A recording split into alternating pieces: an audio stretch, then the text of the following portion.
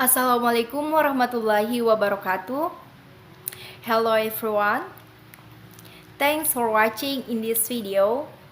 Today, my friend and I will create or explain the material about grammatical function. But before we start to explain, I will introduce our group and members group. We are from the third group. My name is Kasmoti Arlan as the first speaker, Rizkyani Aulia as the second speaker, Asriani Astuti as the third speaker, Nur Ismi as the fourth speaker, and the last speaker is Nur Istifani Irsal. And then I will tell you what points that will be discussed in grammatical function that are introduction, subject, object, direct object, oblique object, and indirect object. For the first, I will explain introduction of grammatical function. For the definition, grammatical function is syntactic role played by a word or phrase in the context of particular clause or sentence, sometimes called simply function.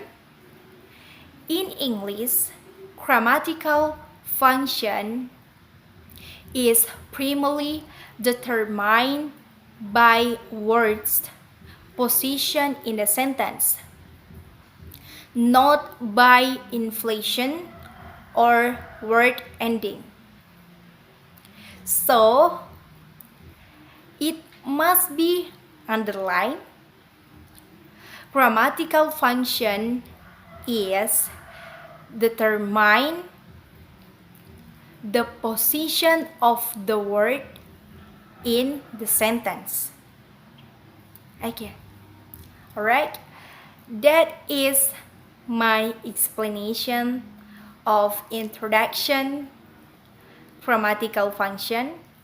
For the next material or part will explain my friend. Thanks for the opportunity. I will explain about subject. Subject is a complex grammatical function. It has some characteristics. The first is the subject precedes the verb in declarative statement. The second, it increased in number with verb. The third, it is compulsory in English structure. The fourth, it goes after the preposition by impassive construction. The fifth, single word, phrases, and clause make appear in subject position. The subject is typically a noun phrase, or a pronoun. The subject pronouns are I, you, he, she, it, we, they, who, and whoever. It could be a person or a thing that doing something or performing the action. I will give you the example. Okay, as you can see at the noun, the dog was chasing a cat. The subject is the dog. Pronoun, we found a badly scratched dog. The subject is we. Noun phrase, chasing cat can increase a cat's blood pressure. The subject is chasing cats. Thank you. Okay, that's all from me. The next material will explain by my friend. Thank you. My name is Asran Astuti. I want to explain about direct object. What is direct object?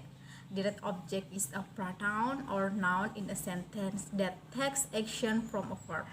A direct is a first object or direct object which complement, which usually follow a verb. For example, Alvin has borrowed my car. So my car here adds a subject passive sentence. The second, my car has been borrowed by Alvin. So it's also used to answer of question sentence. And the third, the question sentence, what did Alvin borrow? The answer, of course, my car. So direct object search to answer question like whom or what after the action verb. Thank you. The next point is oblique object. Recent work in syntax deploy the concept of oblique object. In English, any noun phrase that is the complement of a preposition is an oblique object, where the prepositional phrase is itself the complement of a verb. An oblique object is a grammatical relation proposed for a noun phrase clause constituent with the following characteristic. The characteristic is: first, its nature and behavior are more readily describable in semantic terms than syntactic. Second, it is likely to be marked by an adposition or case affix. The last, it is not likely to be a target of syntactic rules, such as agreement with the verbs or strategy relativization. For the example, refers to the noun phrase that happiness after proposition.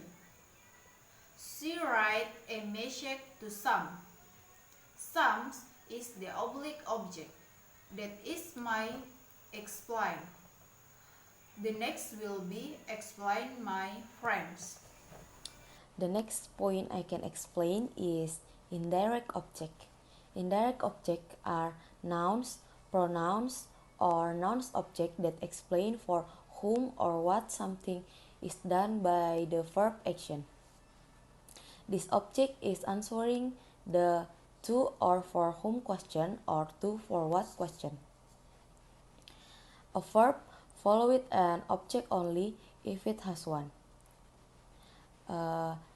Both objects are always people, place, things, animals, and other things. For example, the manager gave him no choice. Manager tidak memberi dia pilihan. Gave him no choice for whom. Tidak memberikan pilihan kepada siapa. Indirect object may be placed before the object, flanked with the verb, and thereafter by giving the preposition to or for. For information, the combination of caster object with this preposition forms prepositional parts. Okay, that is my explanation.